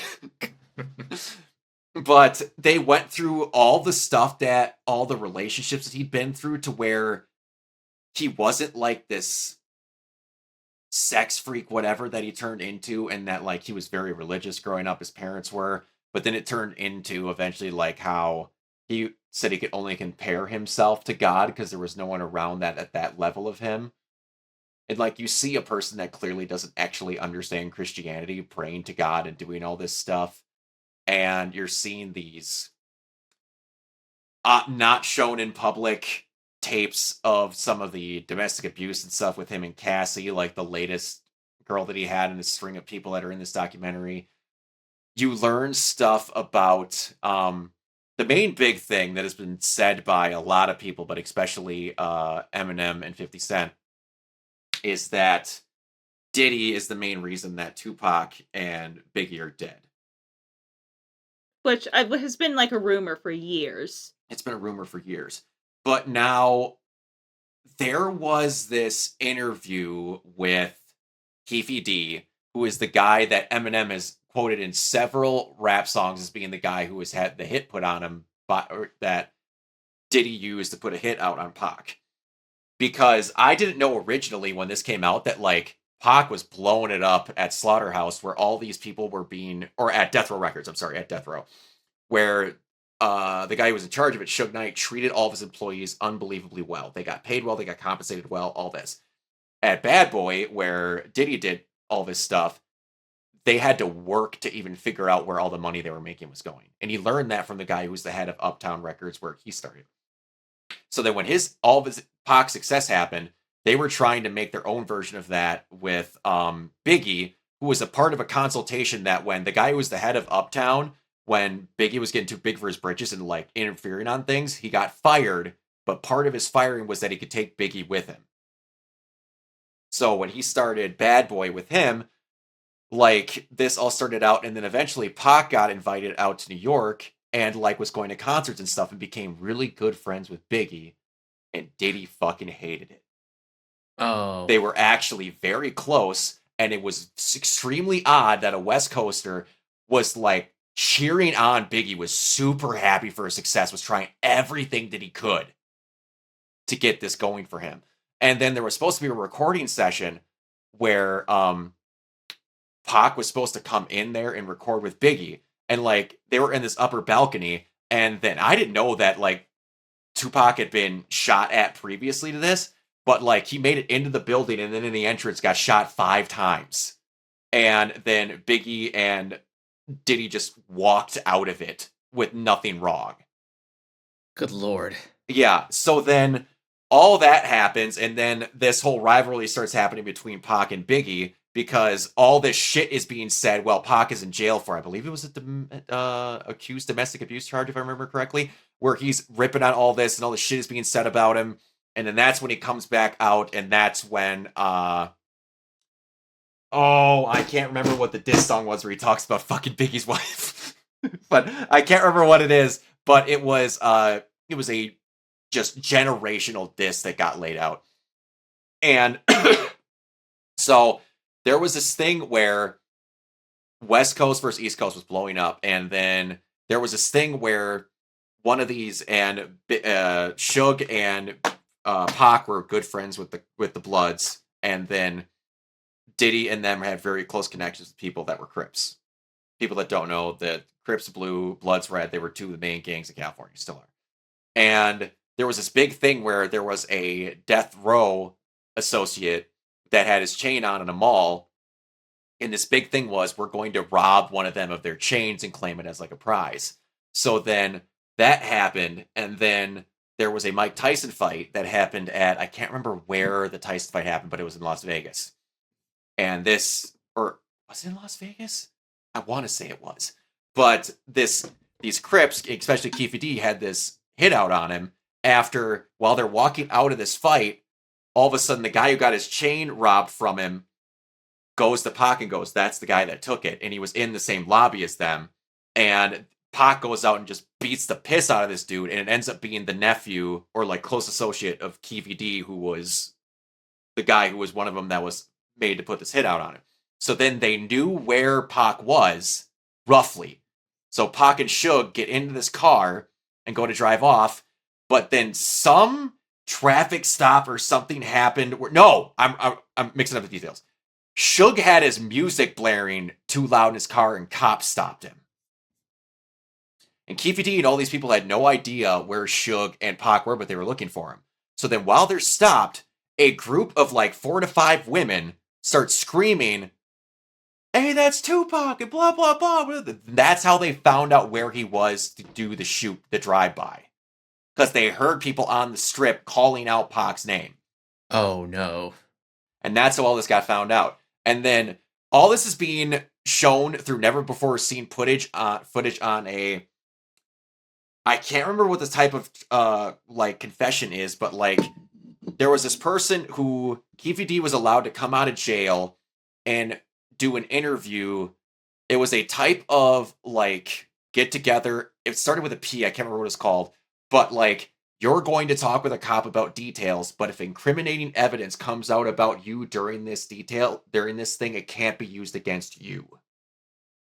So they're trying to get, it's a type of thing where you're legally binded to not get in any more trouble than what you currently are.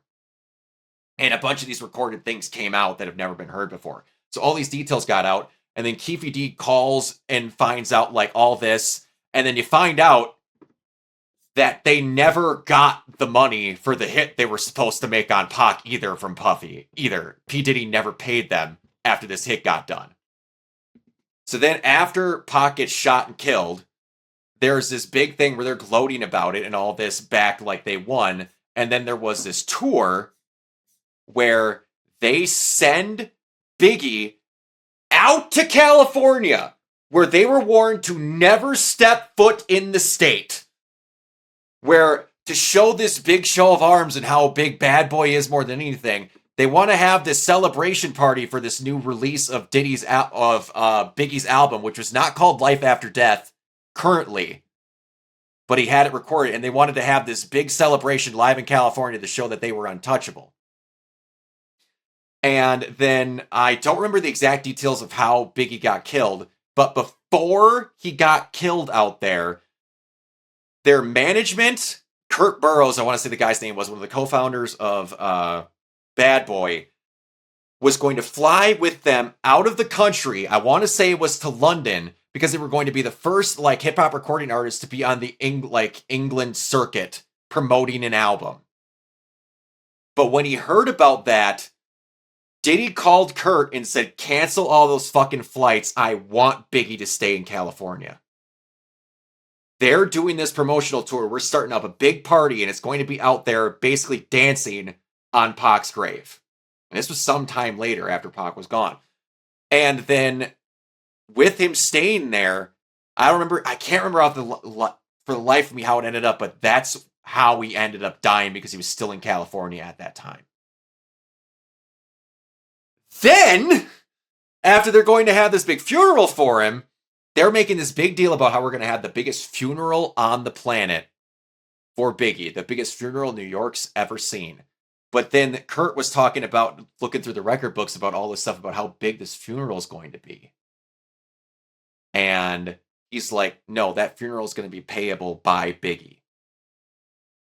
So the pay for this giant funeral was not done by Diddy. It was then done through Biggie and Faith Evans, who was Biggie's wife. So he essentially got two of his biggest pieces of competition killed because of his own decisions, and then wrote a song about how much he misses him dancing on MTV after he had his estate pay for his own funeral. Jesus. And also that song sucks because it samples the Police. And do you know that apparently they never okayed that sample? So that for perpetuity, he has to pay Sting a shit ton of money.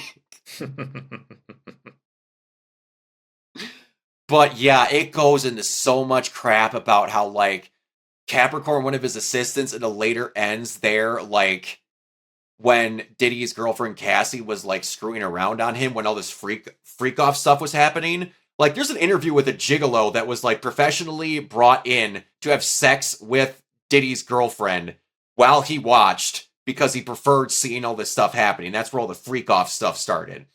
But then one time Cassie went with someone else, another recording artist, a rapper that people might know called Kid Cudi, where they just went hiking out in, I believe it was LA, if I'm not mistaken. And then they found out that this was happening, and then like Capricorn, the assistant, was like, no, he's allowed to cheat on you. You were not allowed to cheat on him. This is not how this works. And like this person, this assistant, already got threatened, like in Central Park, said he would kill her if anything ever goes sideways in his career because she knew Suge Knight before she got associated with him. Diddy's a psychopath. And then you find out that he kidnapped her at gunpoint to go to Kid Cudi's house to murder him. Wow. Dark shit came like I knew next to nothing about Diddy other than the fact he was a little weirdo. 50 Cent hated him, and it was supposedly part of the deaths for Diddy and Pac, or Biggie and Pac, but Y'all, I want to have a much deeper discussion about all the fucking shit that came out of this if other people finally watch it, because this thing is ridiculous. Yeah, P. Diddy is like he's one of the few supervillains in the real world with all the Oh, shit that he's done. It's outrageous. It's fun. And also, Kesha is vindicated in her lyric changes to TikTok. Yeah, that. Oh, and there's other stuff like when he was doing Making the Band, where he like kicked out Danity Kane because the Aubrey Day out of Danity Kane because she wouldn't make sexual advances. And then later on, while people are testifying against Diddy, an email gets sent to her regarding these sexual things that this girl wanted to testify because someone went into these rooms that had recording stuff going on and other parties going on, and she walked in on Aubrey getting sexually assaulted by Diddy and another person, and Aubrey doesn't remember this happening. And she's like, was I drugged? Was I whatever? I never did anything with them. But she's like, I can't remember this. I can't tell her if this didn't happen. But why would she specifically make that up about me when there'd be other people that would be more important? And then, like, I can't say that this didn't happen because this would throw away credibility from other people that are throwing all this stuff at Diddy. And it's fucking wild. Some of the stuff that gets said, and it's, like I said, later discussion when more people have watched that, and we could do an entire fucking podcast just talking about that, the whole documentary, because it's nuts. People that aren't even music people, if you want to see how evil a person can be when you feed their ego, Sean Combs is like 50 Cent said in an interview, they asked him who his favorite villain was of all time, and he says he's a big fan of Sean Combs. With a straight face. It's on Netflix, Umbreon. I literally just flipped right off of Stranger Things and started watching this freaking documentary. It's crazy. It's called Sean Combs The Reckoning. It's nuts. But, alright. We ain't got too much left here. But, alright, so James Cameron wants to make a new Terminator movie, but tech is catching up to his ideas and has made it harder for him to commit to another movie in the future. We're living in a science fiction world, and we're literally having to deal with problems that in the past only existed in science fiction books and movies, and now we're living it for real. I'll never be as prescient as I was back in 1984 of imagining one because I don't think anybody knows what's going to be happening 1 to 2 years from now. The sad thing is, he's right. He really is. It's kind of crazy. We're like, as much as I will give him shit that Avatar is a giant ripoff of Ferngully and Avatar The Last Airbender as it's going on more, he still is an insanely creative person and one of the most talented writers on God's green earth. If he's having trouble coming up with things, that's terrifying. Yep. Especially for a person that watches anime. Like, you get ideas from that. You're telling me that even you can't come up with something that's not too strange that the real world's going to be happening in? Alright. Daredevil Born Again Season 2 producer on Jessica Jones' return. Jones isn't necessarily a team-up kind of person, so the reason she's back is because it feels like it's very personal. She brings an edginess and lightness. Daredevil can be very dark and dramatic, and she cuts through the BS in a really funny way. I'm loving how this entire setup of this season 2 is we're going to get together a giant team of street-level vigilantes to take on Kingpin. Punisher's not going to be in this episode, and Jessica Jones isn't teaming up with him. Where everyone was like, yes, the Netflix people are coming back, and every time one gets introduced, they're like, yeah, no. Now, she's probably going to be a person that helps with legalese horse shit to take down Kingpin. Like, Probably. investigative journalism and some roughhousing where it might need be. Because Jessica is a problem. We're going to be honest. She is very much a physical threat that you cannot deal with well. Alright. So, we're into the other category here. This I thought was pretty funny. The world's largest adult piracy site has denied U.S. copyright infringement allegations and filed a fiery countersuit facing a lawsuit from distributor PCR Distributions. The platform has claimed it was subjective to dragnet takedowns and alleges unlawful harassment causing mental distress to its operators. It seeks $500,000 in damages, accusing PCR of abusing the DMCA process with fraudulent takedown notices. The suit also rejects U.S. copyright claims, arguing its operators reside outside of American jurisdiction and deny running a quote-unquote criminal enterprise. Is legal battle escalates as Piracy Hub faces mounting pressure worldwide. Wow. Incredible stuff. Just You can't sue us. We don't operate in the U.S. Yeah, I don't think that's how U.S. copyright law works. I just love how that's like, yeah, I kicked your dog, but I'm on my yard now. What are you gonna do? So what if you have videotape proving that I did it?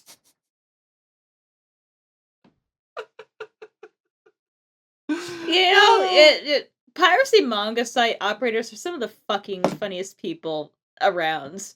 Like, God, I remember, like, the manga stream days. Or, like, the funniest thing is, like, Manga Panda stole from manga streams and they just left their watermark there. Like, some of the most ridiculous shit. Yeah. It's ridiculous. it's ridiculous. But I just love how they're like, no, we're gonna sue you in damages because your faulty copyright legal dragnet practices are causing us mental distress.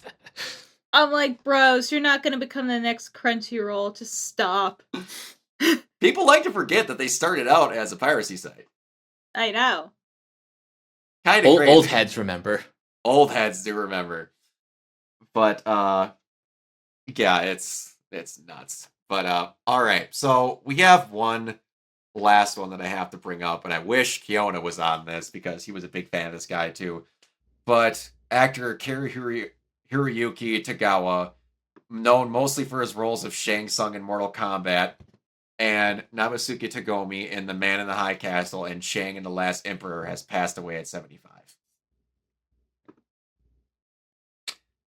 The amount of memeage that man produced in the Mortal Kombat movie alone is legendary.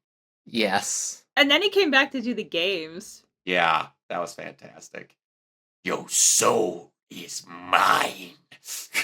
Oh, my beautiful Sonya. Like, in a degree, like, he is solely one of the people most responsible for people not understanding what accurate Mortal Kombat lore is, because 90% of the having the hots for Sonya is a movie thing. Like, Carrie's performance is phenomenal. It is. Is it game accurate to certain points? Fuck no! Nope. But, like, it's very good. So, it sucks. So, like, 75 is still a life. The guy took good care of himself. What did Carrie... No, not Carrie Fisher. Wait, he was in Blue Eye Samurai. Yes, he was. No, he was still actively working.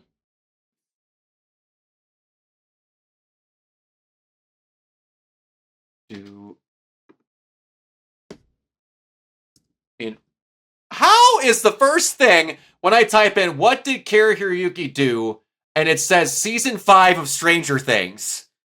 What? Gotta love Google, huh? AI's great. And then the first thing when I type it in goes, Kiryuki Tagawa did not appear as a character in Stranger Things. What the hell? It's so dumb. All right.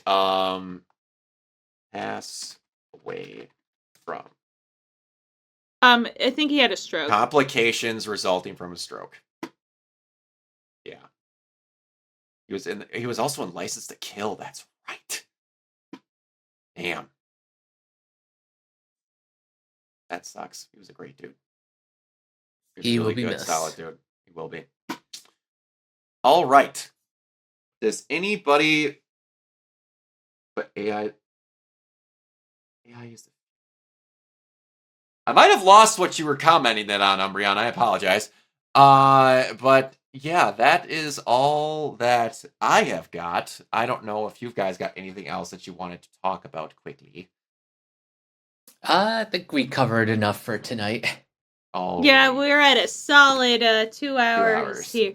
Yeah. I think that's some elite shit right there. Yeah. All right. Google about the roll. Oh, that got it. Yeah. Bree, where can everybody find you? Oh, I know the perfect way to end this. You can find me at crazylemur.bsky.social, also on Instagram at lemursroll1, and on Blue Sky you can hear my special opinions, like my great idea of having a remake of the Christmas Carol starring the Rizzler, and then having it be a bunch of TikTokers in the cast. So if you want to hear terrible ideas like that and bullshit, like what if Hideo Kojima did like a Muppets project? Joe, Joseph Joester. Look, I've been watching footage of Hazbin Hotel for 5 days straight making this goddamn video, so I'm kind of like smashed it all side one before the stream. But anyway, if you want to hear like my nonsense, and hopefully new Lake Crop's gonna be out this weekend, start covering the Hebrew Hammer, which somehow it took us like 3 hours to record that, and it's an 82-minute movie. So yay, have fun! The Hebrew Hammer sounds like a porn title. Mike, where can everybody find you?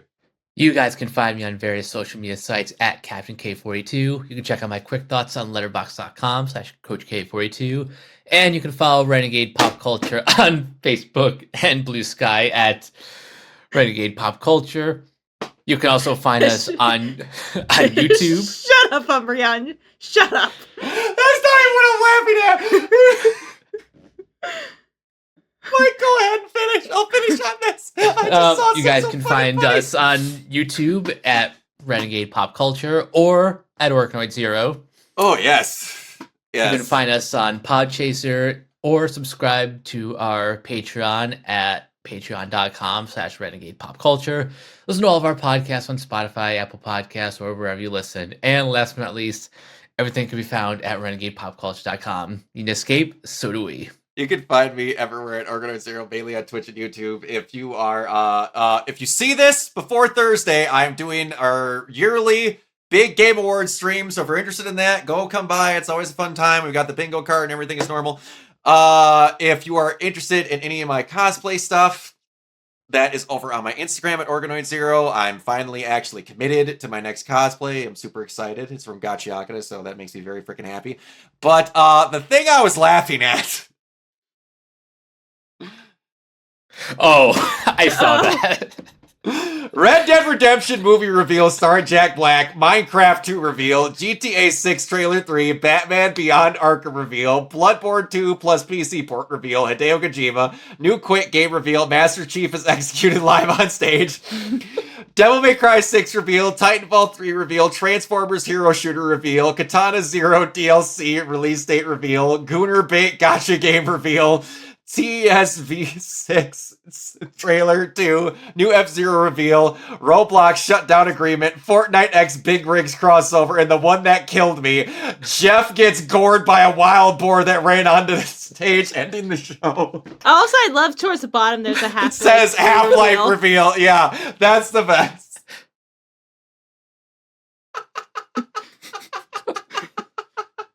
I love how they start out not even realistic.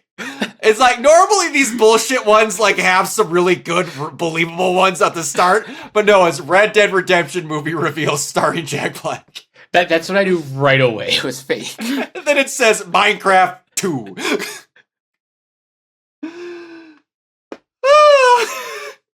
That is phenomenal. Jeff gets gored by a wild boar that ran out of this. stage ending the show. All right, we're gonna get the hell out of here. Goodbye, everyone. Bye. Bye.